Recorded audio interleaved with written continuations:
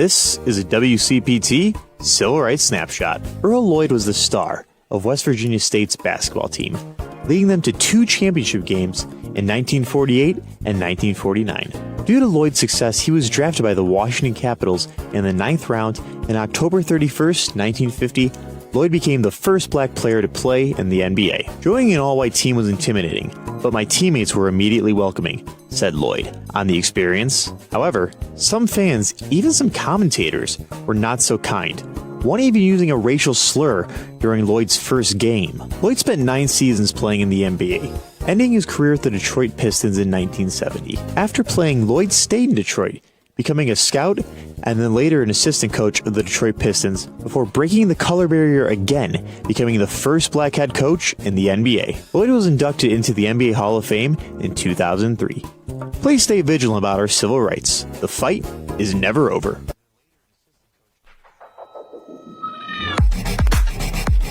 And welcome back to the Sports Cubicle. Thank you so much for spending your Sunday afternoons with us. And yes, if you're going, this isn't the family meeting like one of you did, don't worry, they will be back next week. But this is our twice in a lifetime. This isn't going to happen until maybe the end of next year. Or this year, I should say now. I don't know. Now let's get to the story that everyone, I think everyone in Chicago is talking about this. I was on Facebook, I was on Twitter. Just take a listen. Bulls look for the win. DeRozan to win it. Go! Right, DeMar DeRozan! That sounds like the New Year's heave, right? Is that the New Year's heave or is that the New Year's tray? That is the New Year's heave because the New Year's tray was just another scenario in back-to-back nights as the Chicago Bulls on buzzer beaters from DeMar DeRozan, the guy who nobody wanted the Bulls to get. The one that was the biggest upset, if you will, that upset all of the journalists in the NBA of the offseason, that signing. Marver, simple question. Are the Bulls back? Looks like it. All you can do is look at the record, and they're the top team in the East. And who would have thunk it? It's unbelievable. I mean, you're right about DeRozan. I mean, he's the key to their success. You know, as a compliment, of course, to the other star that they have. I mean, you got to have 2 guys always to offset one another. So Levine, of course. So you know, it's crazy. I would have never expected it, but I think they're for real this year. It just goes to show what happens when you have people who are in charge that are able to evaluate talent and be competent and a coach that's able to build a rotation. This is a team that they do have deficiencies. You know, somebody like Kobe White, for example, he's not known for his defense. But what is he doing when he's out there? He's trying. He's moving his feet. He's moving his hands. He's active out there. Whether or not you're going to make the big play that's irrelevant if you're actually going out there putting the effort. And what you got to love, at least in my opinion, is what you're seeing the competition on the field between Kobe White and Ayo Dosunmu. On that court, those two are fighting for the same position. They're fighting for playing time, and it's bringing the best out of a cat who, in Kobe White, has had a lot of drama behind him when it comes to people thinking, is he the piece that's going to get traded?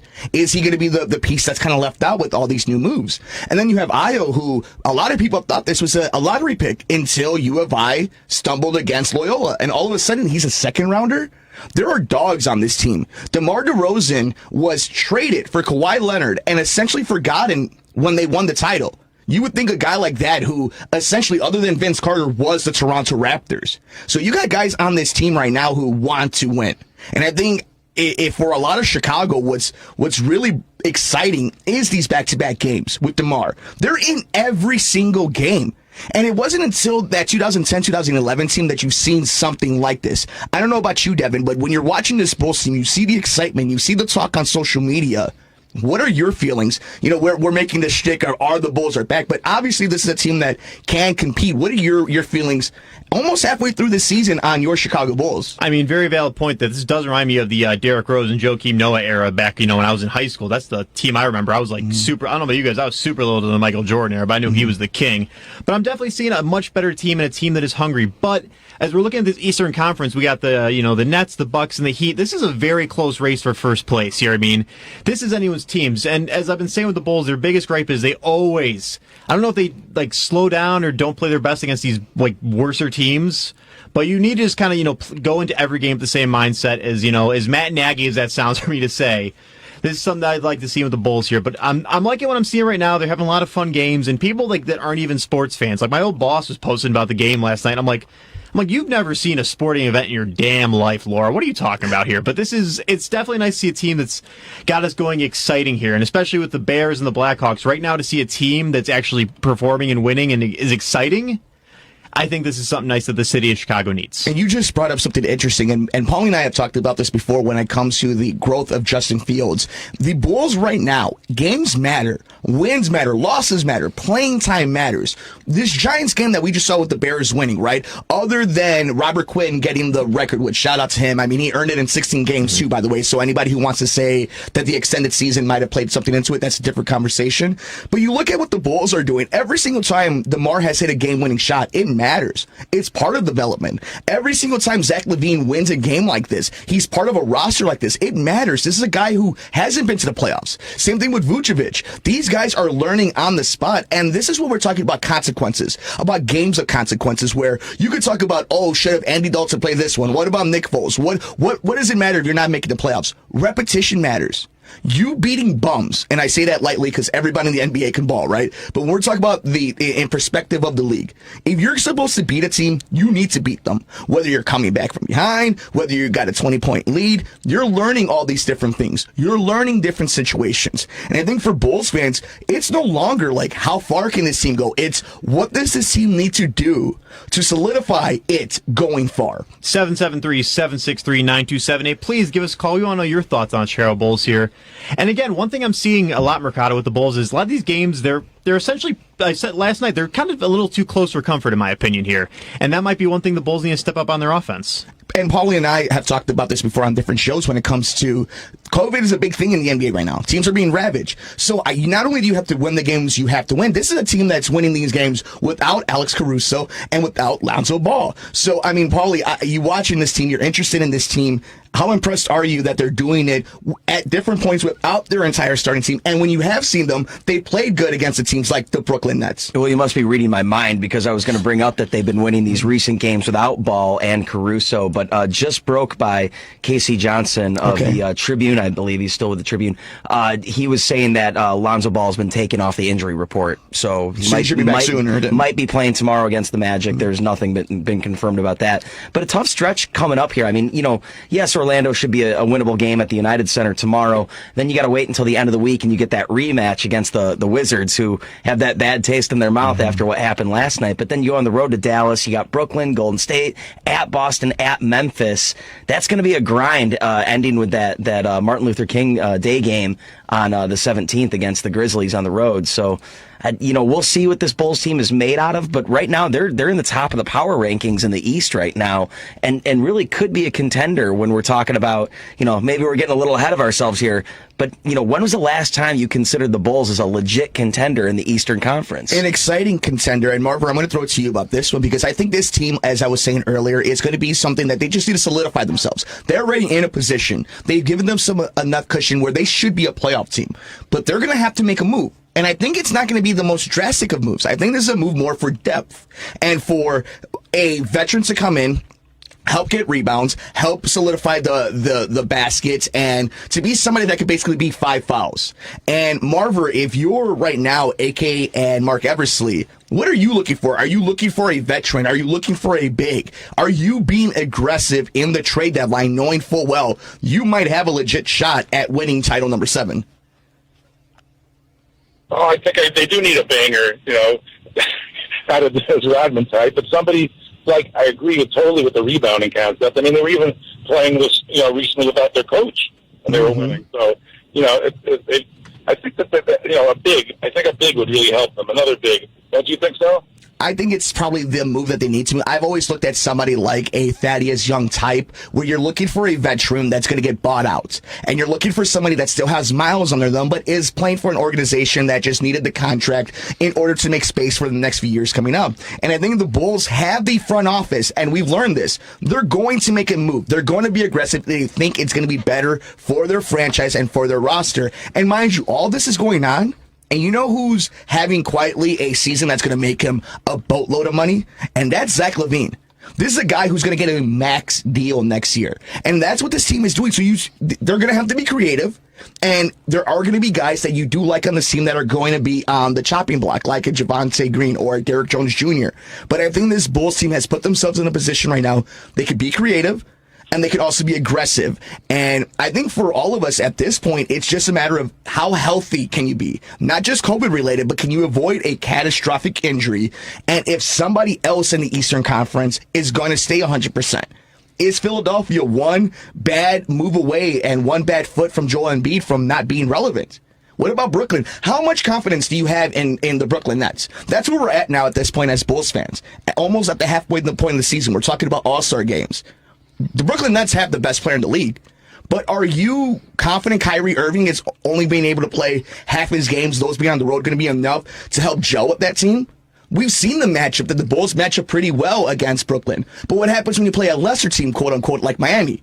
You may be better than Miami on paper, but they're a matchup nightmare. So, I mean, if you guys are looking at it right now, how confident are you? Are we talking about like they can win this, like you guys are willing to put money on the Chicago Bulls making a run at the Eastern Conference? Or are we, like Paul said, maybe getting a little bit ahead of ourselves? What do you think, Paul? I think they got to go and get that big man. I mean, it's obvious how they're getting killed on the glass, especially defensively, especially on the road. You can't depend on Vucevic the entire time. So, I want to see them go out and grab a big or a rebounder or somebody to kind of help them. And I don't think I'm willing to put down money on it, but I think if you were telling me who are the four hottest teams right now in the Eastern Conference, the Bulls have to be up there. Now, will it transfer to success in April and May? I don't know. And how much is a lack of experience from not making the playoffs the last few years, or for guys being in different systems or on different teams in the playoffs the last few years, how much is that going to affect them once they start tipping off in April for playoff games? Have you guys been this excited about NBA basketball in a while? I think this is something Chicago hasn't experienced because of just how downtrodden this organization was. I'm a diehard NBA fan, so I'm constantly watching the association. But the Bulls, it's one of these tentpole franchises. How different has it been for you, Paulie, as an observer watching the NBA and the Bulls more specifically this year? And I'm definitely a fair weather NBA fan. So if the Bulls are good, I'm watching the NBA. So it's excited me. It's gotten me back into it. And I was one of those people during the Gar Forman, John Paxson years with the Bulls where it's like, okay, I hung with them for so long that it finally hit a point maybe about a season or two ago where I was like, you know what, I'm done. It's not that I won't be a Bulls fan. It's just it's going to be hard for me to be in their corner until upper management changes. And you saw how instantly that impact was once they got rid of Gar Pax and brought in AK and Eversley to do their job.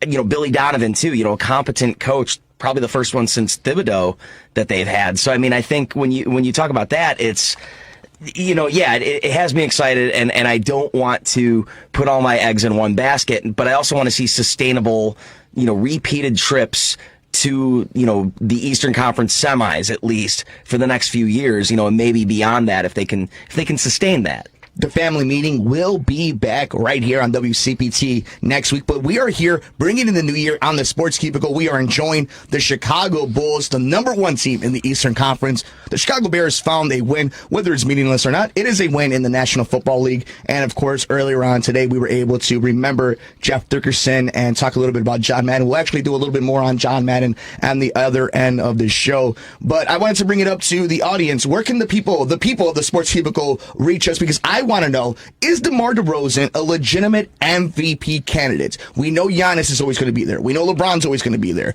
Devin Booker, John Morant, there's a lot of studs there. But Devin, we want to know from the audience, where can they reach us? I want to know from the peoples, is DeMar DeRozan an MVP? Well, if you want to call in right now, 773-763-9278, 773-763-WCPT, if that's easier for you to remember us.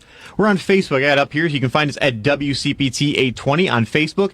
And you can tweet us at the Sports Cubicle TV. My man Mercado there, he is the Twitter wizard, and he's made that account one hell of a Twitter account. If you're not following it yet, you guys are missing out here.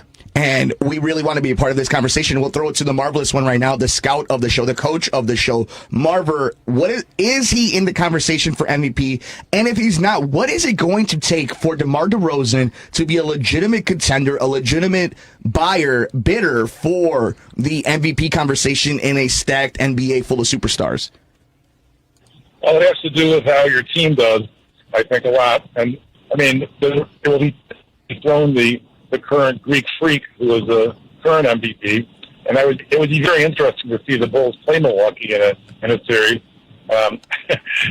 I'm not sure how they would match up. I think they would have some problems, but that would be a matchup I'd like to see. And I know the voting probably is after the regular season, not after the playoffs, right? So if the Bulls are at the top of the heat, he's a legitimate contender for the MVP, no doubt about it. Do you guys think that he's a legitimate contender? I believe he is. I think in Chicago's a smart basketball town, so I don't think that we're just going to bring a random player and remember when Peyton Hillis was on the cover of Madden because he had a good season for the Cleveland Browns. Like, Chicago doesn't do that. Like, we do put a lot of guys on pedestals, but we do know sports for the most part. Do you think for the most part that DeMar DeRozan's actually going to get real consideration if he stays pace? Like, this is a hard pace for him to keep up to.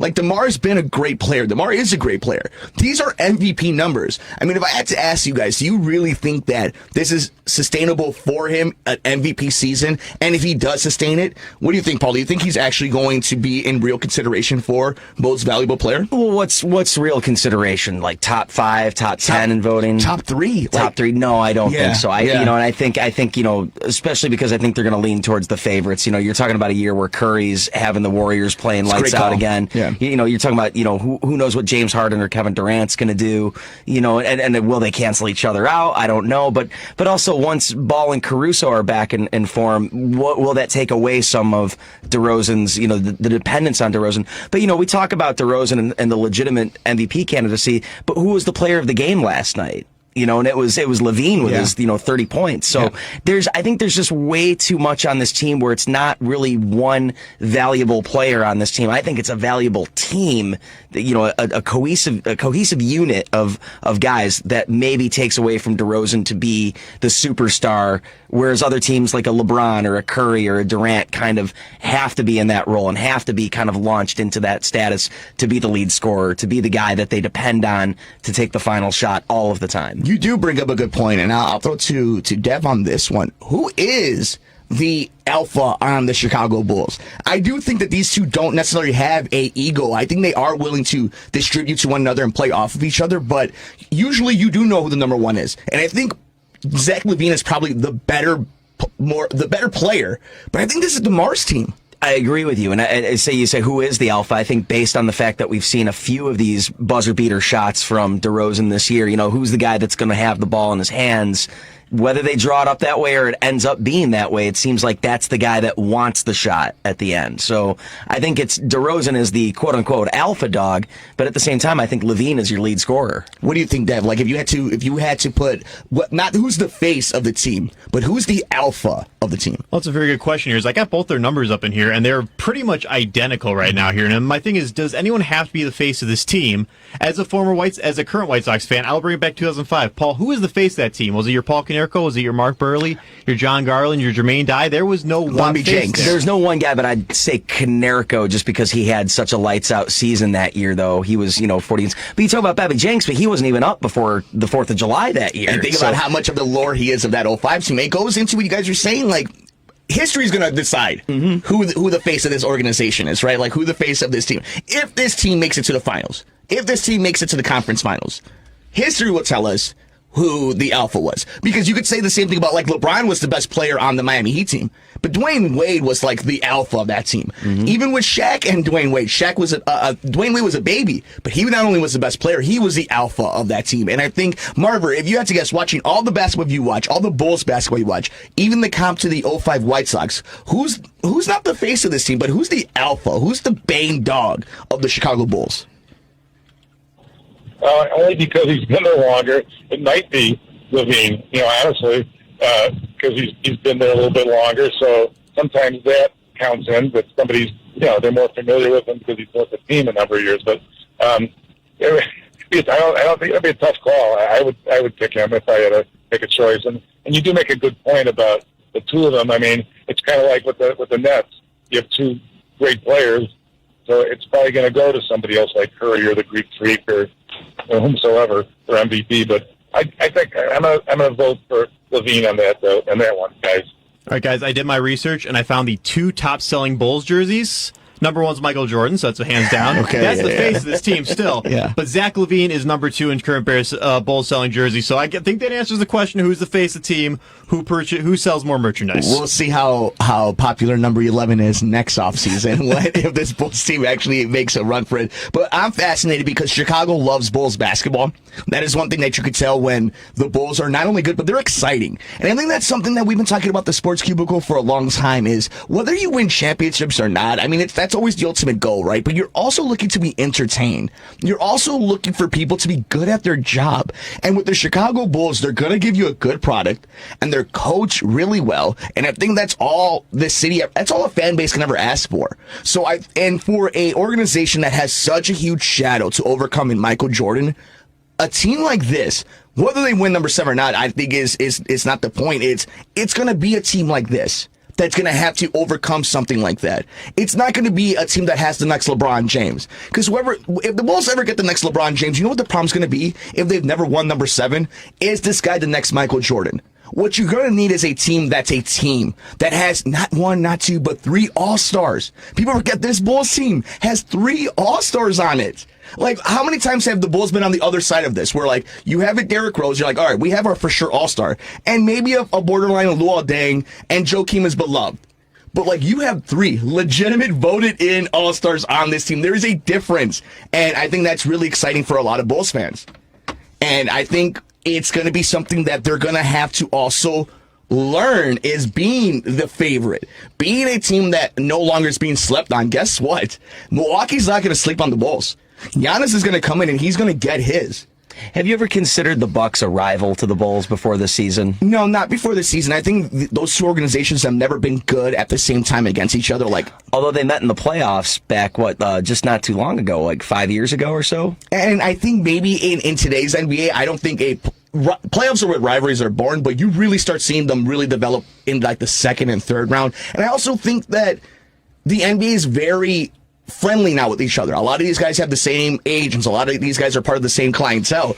Yeah, how do super teams happen? Yeah, but then you see what happened between the Sixers and the Nets. I think it was last night or 2 nights ago between Joel Embiid and Kevin Durant. So there is beef around these. Like these guys want to win titles, and we're part to blame for it here in the media and as fan bases because these dudes know that they're judged completely on if they win championships. And look at who's starting to get a little flustered. You can start looking around. It's like whose clock is ticking. Joel Embiid needs to win one. Giannis winning his completely changed his career. You're starting to see like, oh, Chris Paul could really use if Chris Paul wants to be the greatest point guard of all time, he really needs a Larry O'Brien trophy. Mm-hmm. Like that's what we've done. And think about what it would do for DeMar DeRozan, who was traded from Toronto, the franchise that he is the best player since Vince Carter. And think about that, since Vince Carter. Traded for Kawhi Leonard. Kawhi Leonard goes on this crazy season, wins Toronto, the Toronto Raptors, an NBA Finals. And DeMar is getting better playing the point guard under Greg Popovich in San Antonio and finds a way to Chicago, tries to have an MVP season. I mean, sometimes you can't write it. I think this is one of those storybook things that if they're able to be the Phoenix of this year, it'd be something really interesting to see. But we want to know your thoughts over on Twitter at SportsCubicleTV. Devin, where can the fine people find us? There's a lot of places our friend Jerry Riles told us. You can find us on Facebook at WCPTA20, Perk Chicago's Progressive Talk.